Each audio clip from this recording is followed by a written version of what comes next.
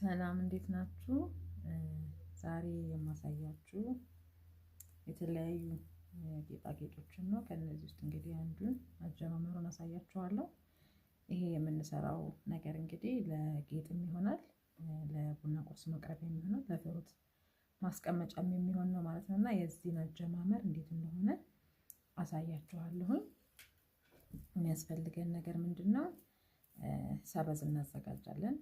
እኔ ይሄንን ሰበዝ ያዘጋጀሁት ውሃ ነክሬ ለቀቅ እንዲልልኝ ማለት ነው። እንጨቱ እየተሰባበረ እንዳስቸገረኝ በእንደዚህ አይነት መልኩ አዘጋጅቼዋለሁ ማለት ነው። እንደዚህ አድርጌ አዘጋጅቼዋለሁ።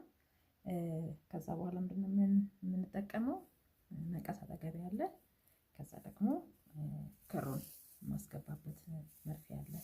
ክሩን በእጃችን ማስገባት እንችላለን፣ ግን ይሄኛው ትንሽ ለስለስ ስለሚል ያስቸግረናል።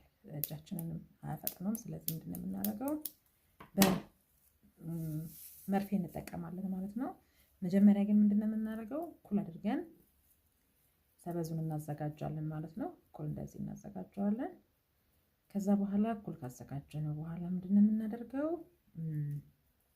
እችን የምታያትን ሙሉ ከጫፍ ሳይሆን ከዚህ ከግማሽ ጋር አድርጌ ምን አደርጋለሁኝ? መጠቅለል ጀምራለሁ ማለት ነው። እንደዚህ ማለት ነው። እንደዚህ አድርጌ መጠቅለል ጀምራለሁ እስከምፈልገው ድረስ እንደዚህ ያደረኩኝ እሄዳለሁ ማለት ነው። እና በጣም ቀላል ነው። በጣም ማስቸገር በቀላሉ ሰርተን ጌጥ ማድረግ እንችላለን። ለገበያ ማውጣት እንችላለን። የተለያየ ዲዛይን መስራት እንችላለን።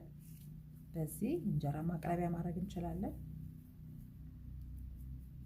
ከዛ ምንድነው የማደርገው? እንደዚህ አድርጌ ይሄኛውን ወደ ውስጥ አስገብቼ ለማሰር ማለት ነው። ጫፏን ልቆረጣት። እንደዚህ ያደርግና ከዛ ወደዚህ ውስጥ ነው የምናስገባው ማለት ነው። እንደዚህ ነው እንዲሆንልኝ የፈለኩት እኔ። ሰፋ አድርጌ ነው የጀመርኩት። ከዛ እንደዚህ አድርገን ከያዝነው በኋላ ያ እንዳያችሁት እንደዚህ እናደርግና በመርፌያችን ጠንከር ያለ ክር ካለን ችግር የለውም። ግን ምንድነው የምናደርገው? እንደዚህ እናደርግና